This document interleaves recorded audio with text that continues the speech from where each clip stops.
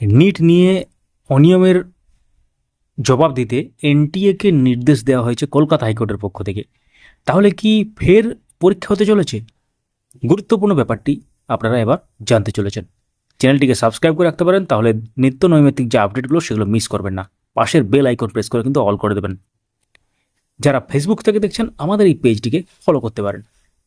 তো নিট নিয়ে আপনারা হয়তো শুনে থাকবেন যে 720-র মধ্যে 720 পাচ্ছে, কেউ 719 পাচ্ছে। তো এটা কিভাবে সম্ভব? এই নিয়ে বিভিন্ন দিকে এখন চর্চা চলছে এবং আলোচনার একটা বিষয় হয়ে দাঁড়িয়েছে।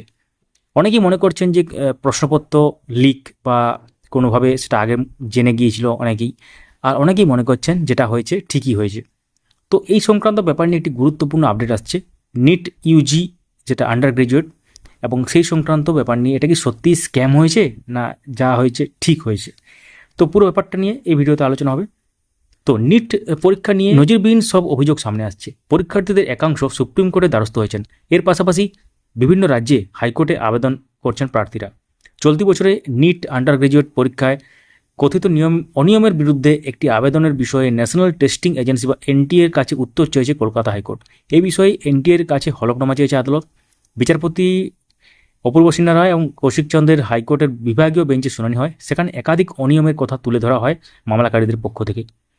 ফলাফল নিয়ে পরীক্ষার্থীদের মধ্যে ব্যাপক অসন্তোষ দেখা দিয়েছে। পরীক্ষার্থীদের বিভিন্ন অংশ আদালতে যাওয়ার জন্য পরিকল্পনা করছে।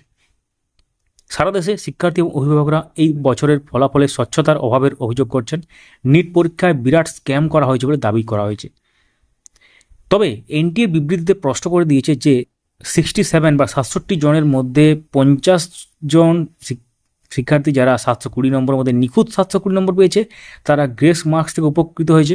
এছাড়া 44 জন শিক্ষার্থী পদার্থবিজ্ঞানে একটি প্রশ্নের জন্য গ্রেস মার্ক পেয়েছে বলে সেখানে এনসিইআরটি পাঠ্যপুস্তকের পুরনো এবং নতুন সংস্করণ পার্থক্যের কারণে দুটি বিকল্প সঠিক বলে বিবেচিত হয়েছে। সময় নষ্ট হওয়ার জন্য অতিরিক্ত 6 নম্বর ক্ষতিপূরণমূলক মার্কস পেয়েছে।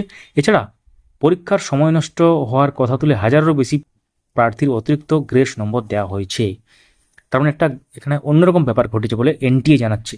তো আবেদনকারী বলেছেন যে এনটিএ সুপ্রিম কোর্টের দ্বারা গৃহীত একটি রায়ের ভিত্তিতে এই জাতীয় উচ্চ নম্বর প্রদানের কাজটিকে ন্যায্যতা দিয়েছে। যদিও এজেন্সি একটি হলফনামা জারি না করে ন্যায্যতা নির্ধারণ করা যায় না, অর্থাৎ হলফনামা দেয়নি কিন্তু তার না দিয়ে কিন্তু কাজটি করেছে বলে বলছে।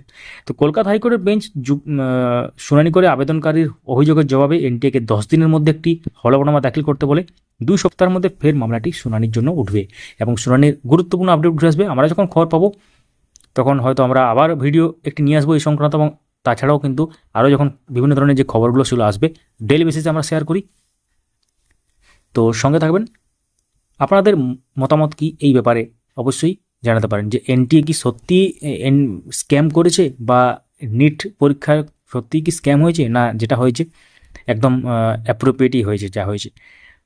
কমেন্টের মাধ্যমে আপনাদের মূল্যবান মতামত জানাবেন। অবশ্যই শেয়ার করতে পারেন ভিডিওটি, তাহলে উল্লেখযোগ্য ব্যাপারটি অনেকেই জানতে পারবে। ভিডিওটি লাইক করতে পারেন এবং চ্যানেল যারা নতুন আসছেন বা কোনো কারণে সাবস্ক্রাইব করতে ভুলে গেছেন, সাবস্ক্রাইব করে রাখুন। Thank you so much for watching.